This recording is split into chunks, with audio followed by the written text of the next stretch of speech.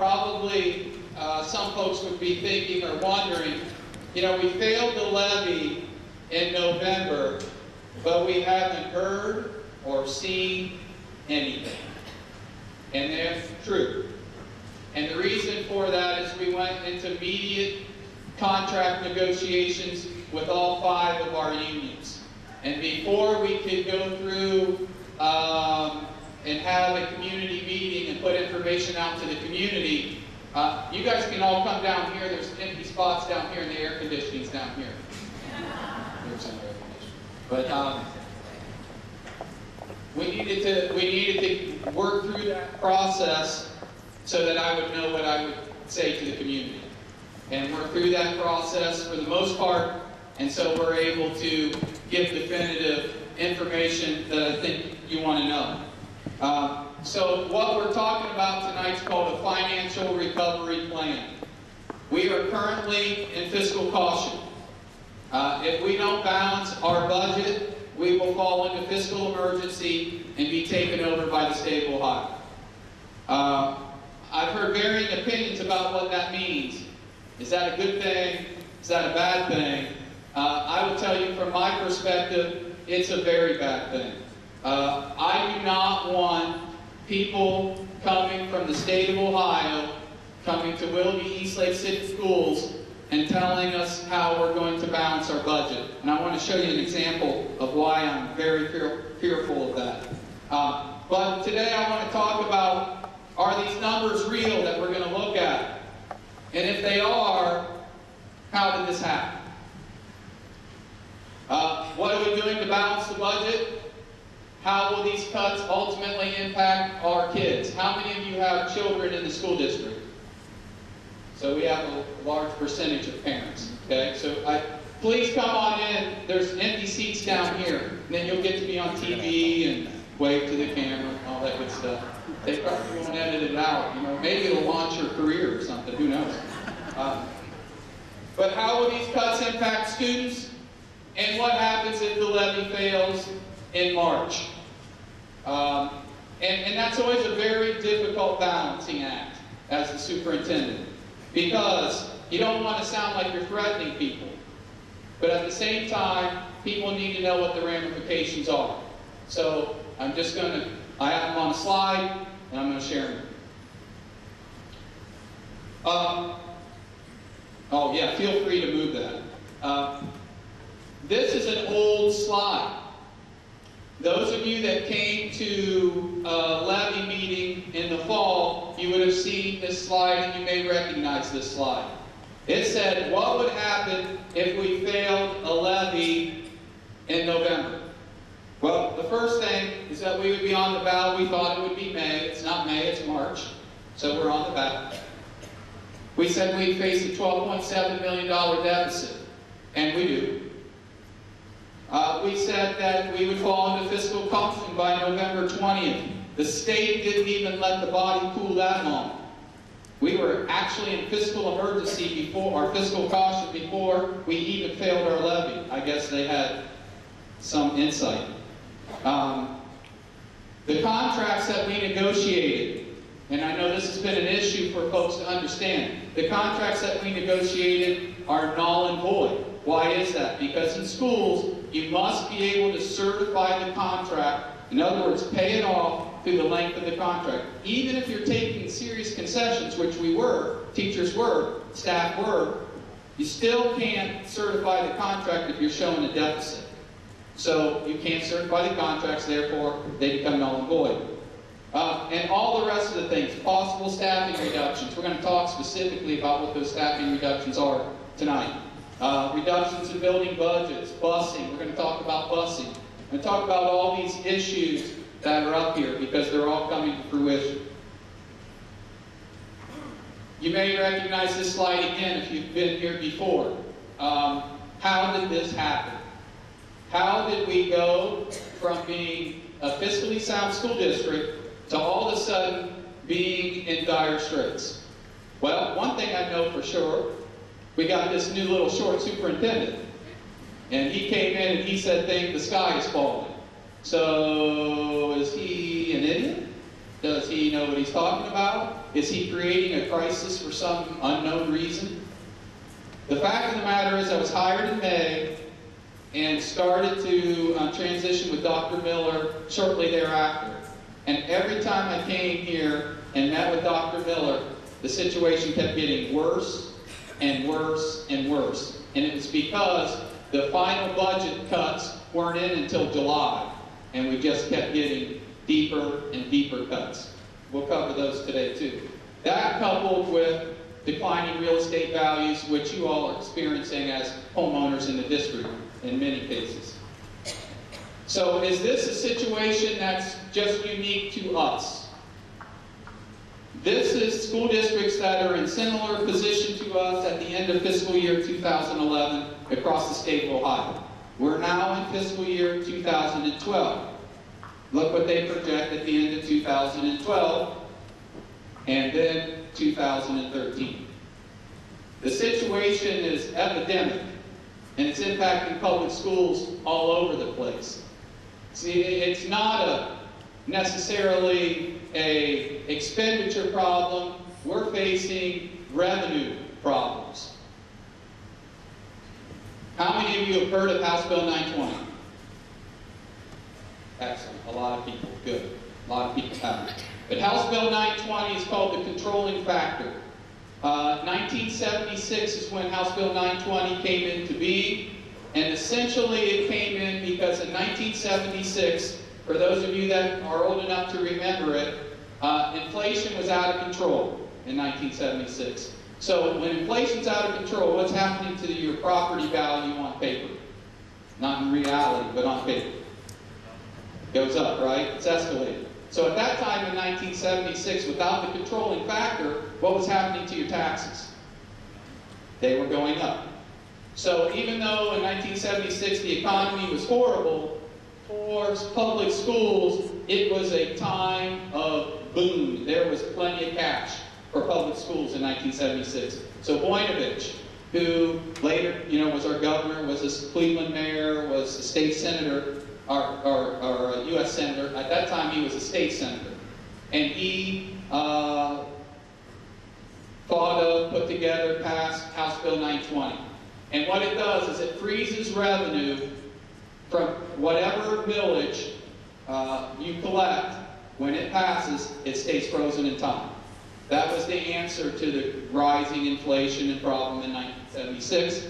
It's been a reality ever since. So, would anybody argue that public schools' expenses are going to rise no matter what they do? Would anybody argue that? Even if you do step freezes and 0% pay increases, our expenditures are still going to rise. Heating, electric, gas, buses, repairs, etc., etc. House Bill 920 says your revenue is flat. Okay? That's why, and I know it's frustrating to people, why are you always on the ballot? Why do you come back on the ballot? It's because at some point or another, if these are years across the bottom, here you're in what's commonly called the boom cycle. You're bringing in more money than you need. And then eventually the axis crosses and you go into deficit spending. And you hold on for a while you're in deficit spending, but eventually you're back on the ballot. These were the cuts that we experienced. TPP's, tangible personal property tax. It's a loss. It was a tax on inventory for businesses. We lost that, 1.6 million. Electric deregulation was 1.5 million in reductions. We lost 9% of our state funding, 700,000 from inside millage, decline of property values. That comes out to almost 5 million, but it's actually over 5 million because we're also experiencing now fewer folks are able to pay their taxes, and as a result, our collections are declining. Then throw in, because of our levy failure, 8.75 million in lost revenue, and we have a major problem on hand. There's some other factors: healthcare, transportation, insurance, some of the things you battle with your own selves. Unfunded mandate, the Ohio Core moving to a national core curriculum. Rising special education costs. But I'll say this, I was a special education teacher.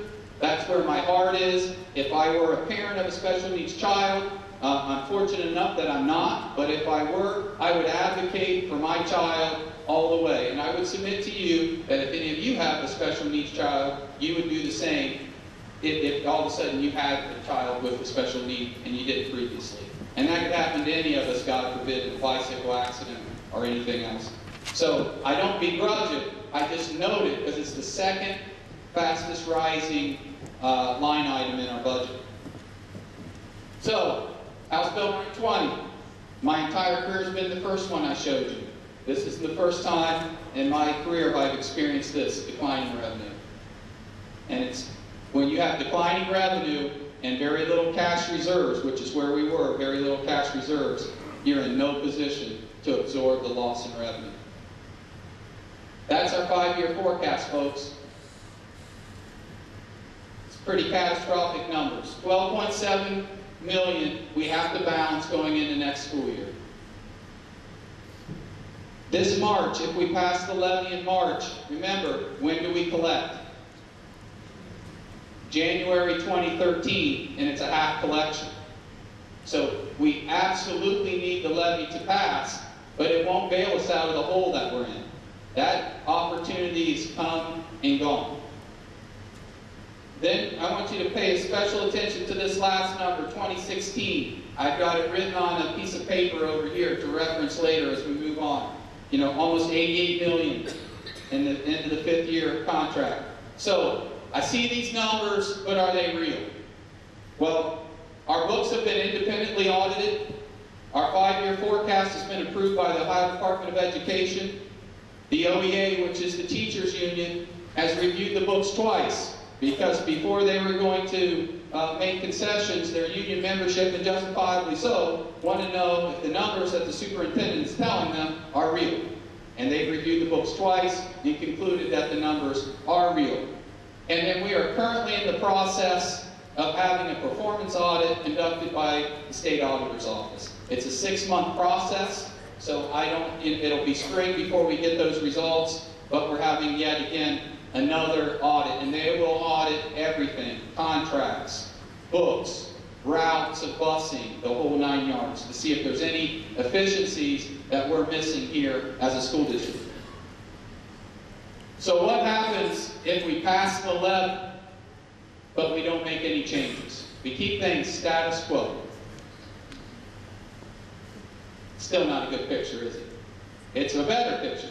It's a better picture. 48 million versus 88 million, it's better. But how many of you would advise me that it is a likely scenario that we could pass 4.99 mils in March and then pass 4.99 mils in November? Would anybody advise me to take that course of action? No, I don't think so. So what are we doing to balance the budget? What is the school district doing to balance the budget? Here are things that we're looking at that are outside the box, I think, trying to approach a way to balance the budget. Transportation right now, and I underline the word possible, we're looking at the potential of outsourcing transportation to a private vendor. We've done feasibility studies, and our feasibility studies have come back and have said that we could save somewhere around $1.2 million a year by outsourcing transportation. However, we are going to meet with when we go from feasibility studies to actual hard numbers. We're going to sit down with our transportation department, our transportation union, and see if we can cut the gap. So they're interested in trying to do that. We're interested in making that happen, but we have to get somewhere near that number. Pay to participate. Our pay to participate is the lowest in the area at $58. So next year we're going to $90 for pay to participate for sports. That will not equal $120,000. What's magical about $120,000? Central office out of the general fund gives north $60,000 and south $60,000 to run their athletic departments. So next year they are not going to receive that money. So they'll receive offset about half of that money they need from the increase in pay to participate, and then the rest they're going to fundraise. Closing of McKinley. We're closing McKinley Elementary School. It's for several reasons. Predominantly, we need to save money. It's declining student enrollment at McKinley Elementary, but first and foremost, the building requires just over $8 million in repairs. And it's our oldest building in our school district. So we'll add on to Grant Elementary at a cost of $4 million, approximately is our budget. Where does that $4 million come from? How can you build onto a budget and spend $4 million when you're telling us you're out of money? Well, do you remember in 2010 when the community passed a permanent improvement levy? That money was based on what's called QSCUBY money, Qualified School Construction Bond money, at virtually 0% interest. However, there's a caveat. You have to spend the money before the end of summer 2013. So we have to spend that money. So I would prefer to wait, get our finances secure before we start building buildings, but I can't do that. We don't have that luxury. So we have to fight that notion out there, or misconception out there, that you're spending money here when you should be putting it over here. And that's a challenge for us. We're going to open Kennedy. We're going to renovate Kennedy and open it. Not open it as a regular elementary school, but we're going to open it as a school for special needs students. Now hear me, I really want you to hear. We're not talking about special needs kids that are in the district. We're talking about special needs kids who we already outsource. Don't go to our school anymore. There are 55 of those students. If we bring those students back, number one, I believe we can do it better. And number two, we can do it much more cost effectively. So we'll save roughly $600,000 by doing that. Currently, we decentralize all of our purchasing. What I mean by that is one building buys all their own supplies from whatever vendor, the next building buys their supplies from a different vendor, so forth and so on. We're going to centralize that purchasing, and instead of 13 schools buying pallets of paper, we're going to buy them once. And we're going to do it on a reverse auction. If you've not heard of a reverse auction, how many of you have bought something on eBay before? You. Okay, a lot of you. Well, it works just the opposite of eBay. So we have our specs, our bid specs out there for 500 pallets of paper, and then we line up the vendors, and the vendors go online. They don't come to a room and open up the bids like traditionally. They go online. They're in their offices. And all they know is they're in first place, second place, third place, so forth. And they bid all the way until the 4 hours are up to undercut the cost of whatever they're trying to purchase. So we had a study conducted on our expenditures of supplies, which is $5.6 million a year, which is a lot. And all the indicators are that we can save roughly 18.5%. 18.5% is $1,047,000. That's a sizable chunk of change. Transportation of special needs students. Last year we transported 178 kids on vans at $1.22 million. So we're down to 76, and our goal is to go as low as we humanly possibly can do. And we're down to 76 students, saving $550,000. We're going to do what's called a House Bill 264 project. I don't know if you know much about lights. I didn't know anything about lights until I started my first project. Our lights are called T12 lights, which again meant nothing to me at the time. But T12 lights are the oldest lights, and they're the most expensive lights. And further, they're stopped manufacturing the bulbs. We can still access the bulbs at this point, but guess what's happening to the price of the bulbs? They're skyrocketing. So we need to get rid of all of our old lights. And the House Bill 264 project will allow us to replace our lights, replace our windows and our doors that are faulty, to save energy, and the estimated return on that investment is $455,000 per year. And I put the last one on there. I know it's a small amount of money, $25,000, but I don't know where it could grow or what it could become, and I hope it can become something. We're going to advertise on our website. I've seen it. It's classy. I think you're going to be okay with it. And if you're a local business person, you need to sign up and get on the website. But it's going to flip and roll on a small screen like Google or any of the other search engines out there. It's going to be on our webpage, and it's $25,000 for our initial contract. So who knows where that could go? They're opening up, statutes are opening up lots of possibilities to include advertising on a school bus.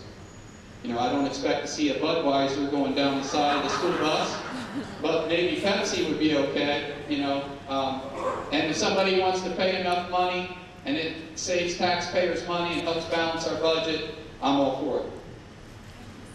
These are cuts coming from our staff. I want to introduce to you Tom Moskovic. He is the president of the Teachers Union, but he and I have worked really hard twice now, negotiating contracts.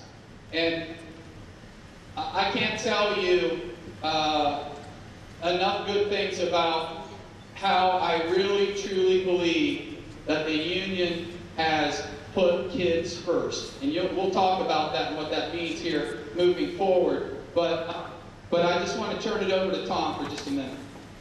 Thanks, Steve. It seems as though we were just doing this not too long ago in October, and we were confident that we would have the levy pass, but it didn't. But it didn't pass by that much, so we were hopeful, and we are hopeful it'll come back again. You know, teachers really care about the kids, and I know you all know that because we see the stuff that you send to the kids and to the teachers and how important you think we are. And because of the budget cuts and because of what's happening in Columbus, and this has come from Columbus, folks, it hasn't come from here. This district has been really cost effective for a long, long time. We're going to be losing 50 teachers this year because the levy failed. And we just went through that. We had a meeting earlier.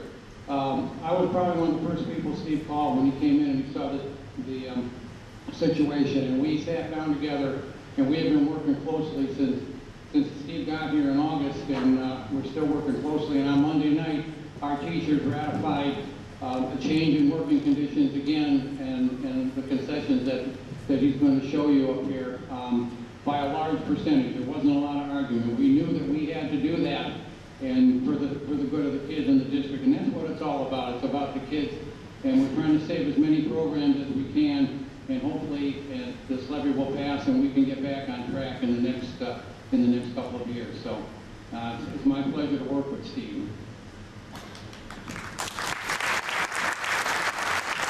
Just to review those cuts, the first at the top, insurance concessions. We've made changes to premiums that teachers are paying, deductibles, medical, co-pays on office visits, all those things that you're experiencing in the private sector are happening in public education, and I won't tell you that they shouldn't. They should happen, and they are happening. They are happening here. That saves us $2.4 million. This is per year, folks, per year. $2.4 million. We are instituting a step freeze and 0% pay increase. That's a $1.2 million savings.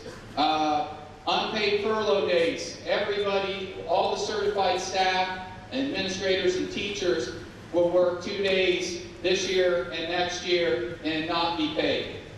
As a way to alleviate the balance, or to alleviate the budget. Our teacher RIFs of 5 teachers equates, our 50 teachers rather, equates out just a little bit over $3.2 million in savings per year. And we're going to talk about what that means for your kids in just a minute. Reductions in classified staff are $400,000 a year, and administrators and supervisors are $600,000 per year. And if you've seen the numbers, you know this. We're not running fat, folks. We don't have people like this to cut, but we have no choice. So that's our total estimated cuts heading into the next year.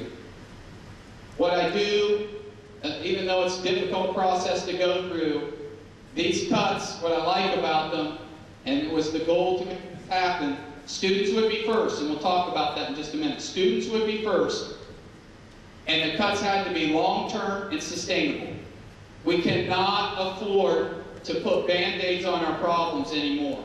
We have to face those problems head on. I think we did. Everything we did, we can sustain in perpetuity.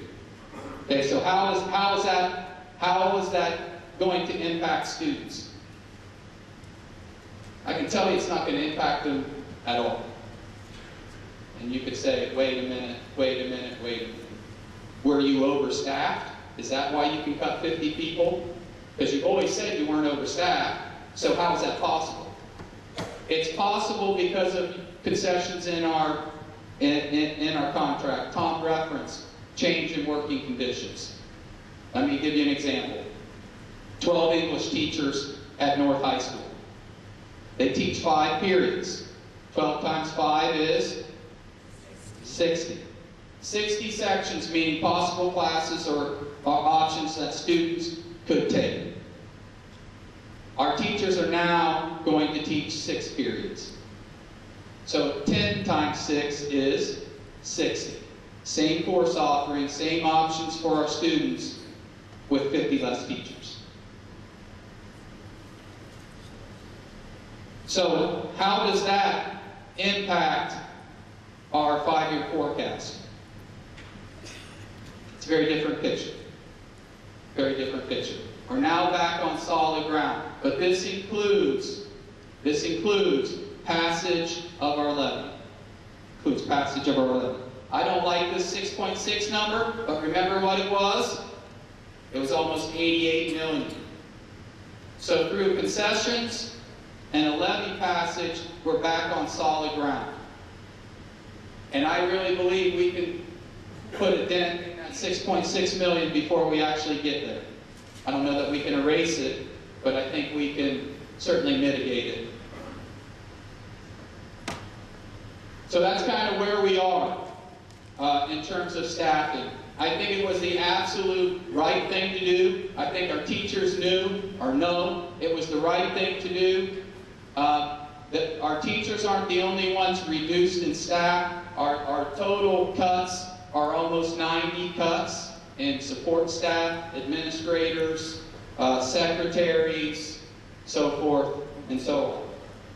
So what happens if we fail our levy in March? And I told you at the beginning, this is the most uncomfortable part of this presentation for me. How do you get that message across without sounding like you're threatening the community? And that's certainly not my objective.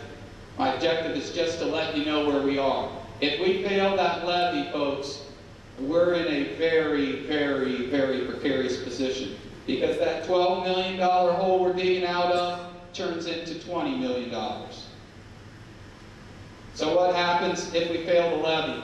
Well, we'll have additional layoffs, obviously. At that point, I won't be able to control class sizes anymore, because the 6 periods, we've maxed out what 6 periods can offer for us. We'll reduce course offerings, because again, we would have absolutely no choice. And at some point, you know, when you talk about diminished property values, it doesn't feel real. And I know your property values are declining anyway. And by all projections are supposed to decline for another year before they stabilize and start to recover. But if our school district falls into fiscal emergency and we cannibalize the district in the course offerings, what is that going to do to your property value? If you were to move tomorrow because you were relocated or your spouse was relocated, and you were shipped to Phoenix, Arizona, what would be the first thing you would do? Besides put your house up for sale. Wouldn't you go online and start figuring out what the schools were like in Phoenix, Arizona? And would you buy a house in a community that was in fiscal emergency and got rid of AP programming and Zenith program and so forth and so on? Would you go there? Would you live there? I don't think that I'm stretching. I don't think I'm stretching the story or embellishing the story by saying we're at a point where we can do serious damage to the property values in this community. We'll reduce busing to state minimums. 2-mile radius, state minimum is 2-mile radius of an elementary school will receive no busing or no transportation with no high school transportation. We'll increase pay to participate. Our choice was, and our dilemma was, well, do you just go dark on sports? And I'm really struggling even with this notion. I grew up with a single mom in an apartment, and if you would have said sports are $500 or $600 or $700, I could not have. It would have been life-changing. But going dark would be even worse. So we tried to settle on what we thought was something that could offset our costs and help us keep the athletic department going. That's $600 per sport, $725 for football. Middle school is $500 per sport, $625 for football if we fail our levy. No field trips, elimination of daily flexible busing. We'll restructure the Zenith program, and we'll eliminate all-day kindergarten. So again, not the message that I want to give, but I think it's important for you to know what's on the line for us here as a school district. And we really need your help in passing this levy. We need your help not only in a positive vote, but we need your help to help us get the word out and get the information out. Last time heading into the levy, we did 37 presentations. We hand-delivered by foot 60,000 pieces of literature. What else did we do? We made 10,000 phone calls. And still, there were people that said to me, and have said to me, continue to say to me, well, why didn't you guys try to promote the levy? Well, we did. But I can tell you the greatest challenge as a school superintendent is communication. How do you get a message out to folks so that they can make an informed decision? It's really, really hard. And I'm really thankful that you all are here, because you're great ambassadors to what's happening in our school. And I hope that you'll help spread the word. So at this point, I'd like to take your questions. I do throw this up here because that's absolutely what we can't do. We can't ignore the problem. And I hope that, I think we have a solid plan to address the problem. I think we've kept kids first. I think if we pass our levy, I don't think our students will skip a beat when they come back to school. They might miss one of their favorite teachers, unfortunately. The teachers might find it a bit more challenging to spend time with your student outside of the classroom. That's going to be a bit more challenging. It's going to be a lot more work for the teachers. Our custodians are going to struggle more to keep the buildings clean. All of those things are all going to be challenges, but they're challenges that I think we can get over, we can get past. So at this point, I'd like to open it up for anybody who has questions. Yes, ma'am.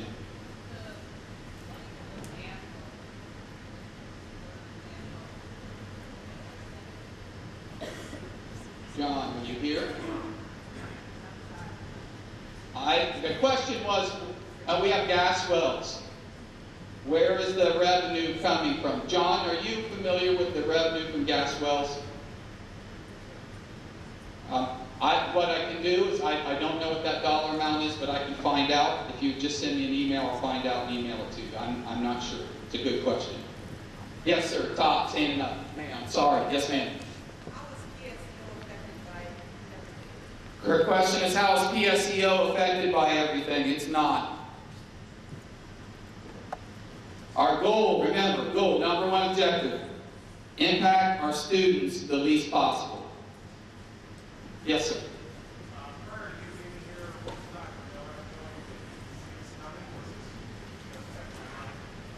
This question was, prior to me coming here, did Dr. Miller see this coming? No. you know, in my previous district, which was in good solid financial shape when I left, so we had a little over $8 million in cash reserves.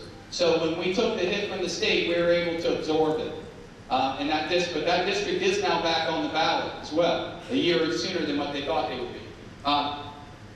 But the problem in Willoughby Eastlake is we had virtually no carryover. The I guess, approach to funding the school has been to keep the levies low as possible and just get them to pass. And that's been a formula that has worked for a long time, except when you get hit by that unforeseen circumstance, and then you're not in a position to balance the budget. Good question. Yes, ma'am.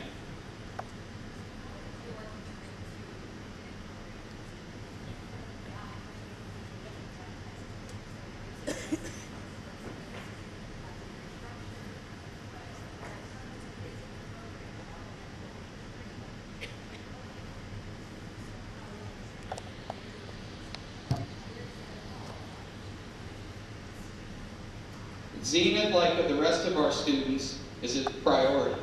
So even though we failed a levy, our teachers and entire staff have made huge concessions to maintain that program and other programs. As it stands right now, Zenith, which is our gifted programming, if you're not familiar with that program, stays the way it is, the way it currently is.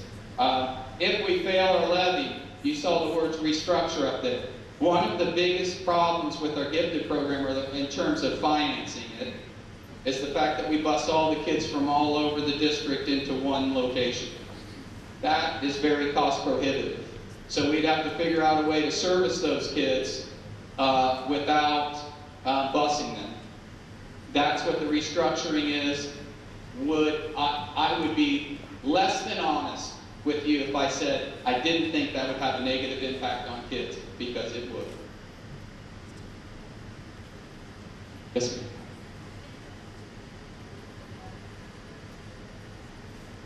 Our question was, if you eliminate kindergarten, will you have half days? Yes, it would go to half days and full day tuition days. Yes, ma'am.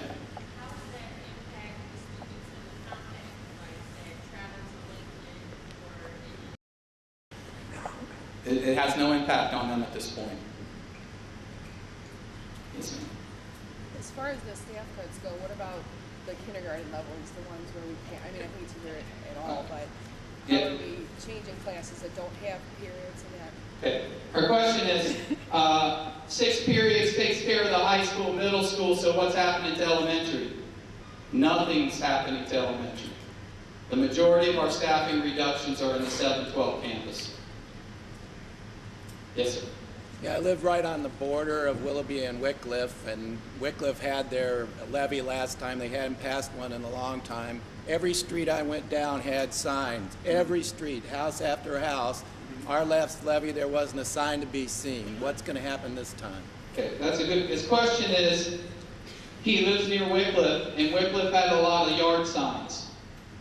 Here's what the levy consultants will tell you, the levy experts. Okay? And I'm not a levy expert. I'm just relaying what levy experts say. They say that if you're a candidate running for office, what is the #1 thing you need in order to win besides money? You need name recognition. Right. You need people to know your name, even if they don't know anything about you, but they need to know your name. But when you're trying to pass a levy, does anybody in the community not know who Willoughby, Eastlake City Schools, who we are? We don't have a name recognition problem. So what the levy consultants will tell you, the way to pass a levy is to determine who your yes voters are and get them to the polls. That's what they'll tell you. So if you put a yard sign in a yard, have you ever driven by a yard sign and said, wow, I was against that, but now I've seen that yard sign, I'm all on, I'm all in. You know, no, I don't think. What it does do is it serves a purpose to inform people that there's a levy on the ballot, so when your yes voter drives by, Oh yeah, that's right. That's right. We're on the ballot. But who else drives by? No voters drive by just as frequently as yes voters. So the conventional wisdom is yard signs make no difference in passing a levy. All it does is cost you money to put the yard signs out. That's what the consultants say. Yes, sir. I have a question and a suggestion. Okay. My suggestion would be if you took that light, that slideshow, and made a poster out of it that you showed us, and stuck it where the elections are at, because my parents are a no voter, because I'm in the school district, like I graduated in 91. And one of the reasons why they will hardly always vote no is because what happened to me. We won't get into that. The people who were here before you, when they cut something, it was cut. When a levy did pass, they didn't bring it back. A levy passed in '88, and the shop class and the Willoughby Tech Center was supposed to get their roof fixed back in '88. The levy passed. It never got fixed. I graduated from there in '91, and there was times that we were working on something, painting something, and it's raining, and the roof leaking on your finger. That was then.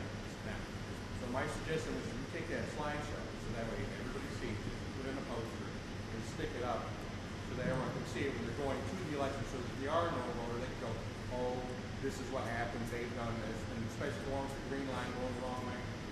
Because a lot of people don't realize it. You don't see it. The question I have is, how, if this levy does pass, how is it going to affect the property taxes? This question is, how will it affect property tax if we pass the levy? Where's Catherine Beal? Where are you, Catherine? Okay, Catherine, it is $12.74 per month for every $100. Now this is key, $100 of market value. There was a lot of confusion out there about. Okay. There was a lot of confusion out there. If you need to leave, feel free. I know it's been a long night and I appreciate you guys staying, so if you need to leave, feel free. But there was a lot of confusion about market value and assessed value. And when you read your ballot, if you read your ballot and you don't make the conversion from assessed value to market value, it looked like the levy was going to cost you $500 for a $100,000 home. Assessed value is 35% of market value. And a lot of people just don't know, which I wouldn't have known until I became a superintendent, and they don't make that conversion. So it's very confusing. So what we have right now on our levy website is a levy calculator, and you can go on the levy calculator, put in whatever dollar you want for that you think your house is valued at, and it'll tell you exactly how much the levy is going to cost. Here and then here. Yes, ma'am.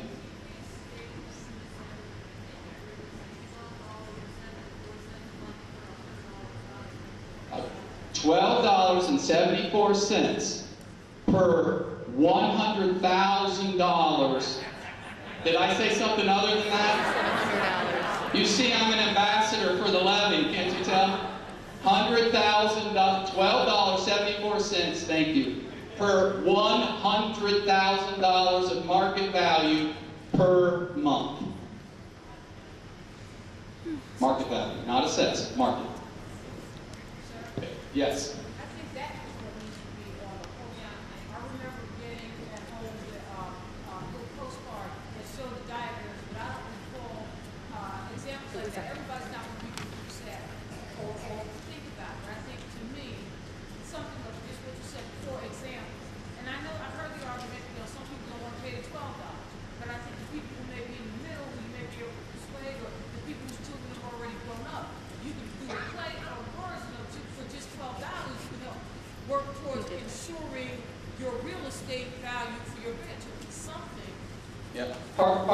You're absolutely right. We've actually redesigned some of our literature to reflect just what you just said. But part of what we didn't do in the last election, when absentee ballots went out, we didn't get a hold of those absentee ballot people. So most of them voted without any information. And now we're on that now. We're doing a much better job with that than we did the first time around. We learned a lesson. And that's essentially where we lost the election. We were defeated soundly in absentee ballots. Any other questions? Do we know our position on the ballot? Number 4, issue 4.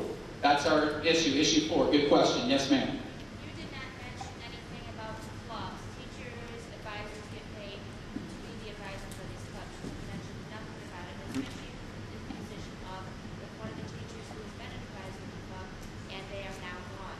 What is going to happen with those extracurriculars that make the school the school? At this point, I wanted to, and again, it shows my bias. Okay, so some of you might think it's a good bias, and some of you might not. But, and you look through life through your lens. So I readily admit this. This is my own lens. But when I was a high school student, if it weren't for the sports and the clubs and the special attention I received from some specific teachers, I never would have made it out of high school, and that's not an exaggeration. So I struggle desperately with the notion of taking clubs and sports and those things away from kids. So I wanted to come up with different ways to balance the budget without saying, oh, we're not having Key Club anymore, so we can save $2,500 supplemental. Yes, ma'am. Next question is, since the teachers are not going to 6 classes, their duties will be gone. That's right. What's happening with this? Well, her question is, now teachers won't have duties, and she's right. Most teachers will not have duties. But I'm looking at this with the corporate CEO hat on. Do I want my most highly educated, most costly employees watching a study hall, or do I want a student monitor at $9.25 watching the study hall? And I'll trade them being in the classroom for my $9. Not that I'm belittling someone who does that for $9.25. Don't hear me say that. But what I am saying is, where do you put your valuable resources? Do you put them in front of students, or do you put them in a lunchroom? And half the duties they're doing, quite frankly, are busy work anyway. So we can get rid of a lot of them. But that's how we'll incur some expenditures in hiring student monitors. Yes, ma'am.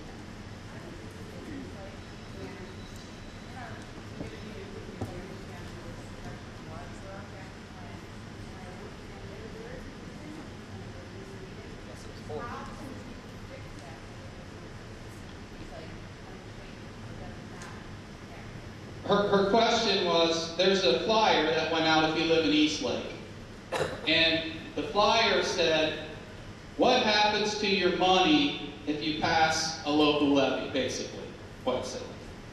And it said, 67% of the money goes to the school. Well, that's a true statement if you said 67% of the property value went to the school. What they failed to mention was that there's an income tax there, which all goes to the city. But they made it seem like, if I vote for the Eastlake levy, 67% of that money will go to the school.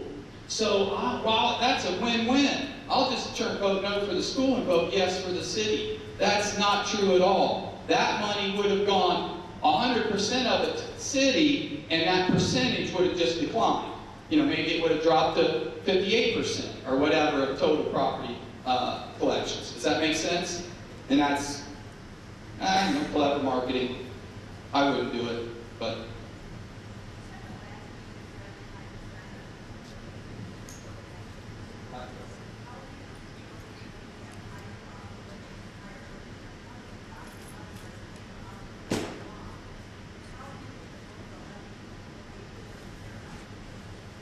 Her question was, if 75% of the people don't have a child in school, so what's there to motivate that person to vote? And as far as property value goes, a lot of them are thinking, I'm going to die in this house anyway, and so I'm going to turn it over to my kid. I'll let my kid worry about declining property value. Isn't that essentially what you said? Okay. That is the hardest target audience to reach. There's no question. No question.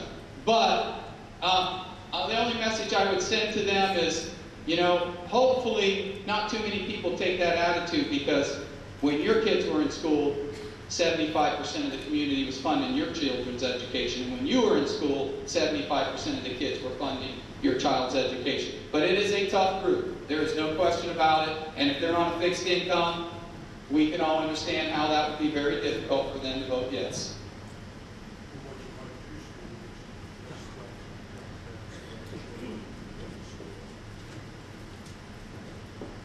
His comment was you should address grandparents and children in the school, which we did do last time and will continue to do.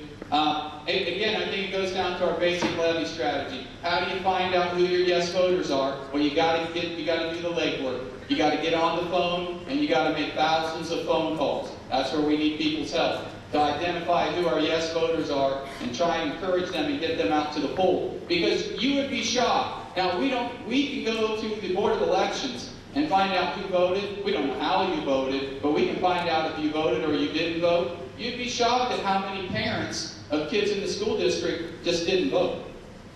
A lot more than 95, which is what we need to pass the levy.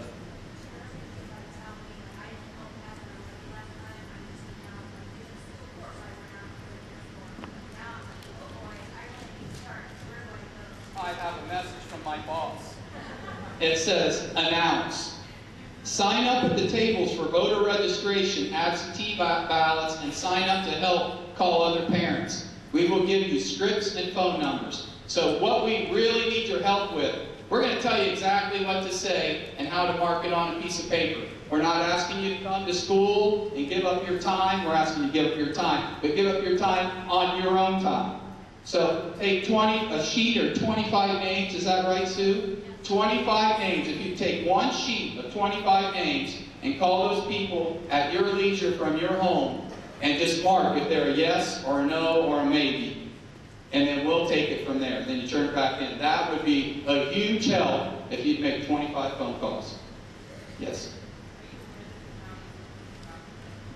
Drop what? No. Like counties dropping out property taxes.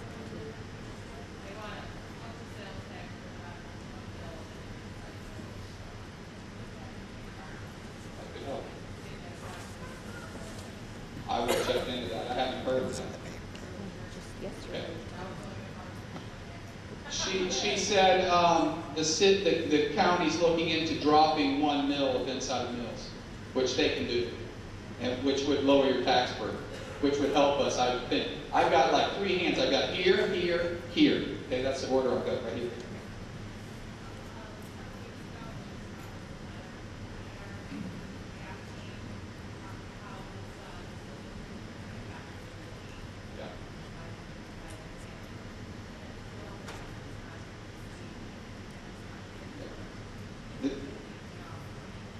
There was I believe it was an editorial. I think it was an editorial in the paper that wanted to know basically what I said when we started this presentation. Doesn't seem like anything's going on. You know, you said it was going to be catastrophic if we failed our levy. We failed our levy and nothing's happening. So that's what that person essentially said. What's going on? We knew that. We cut that out. We have media here, we have the newspaper here, so we needed to wrap up our contracts before I could give a real answer to that and a response. I hope so. You're going to publish things, right? Outstanding. There we go. Yes, ma'am.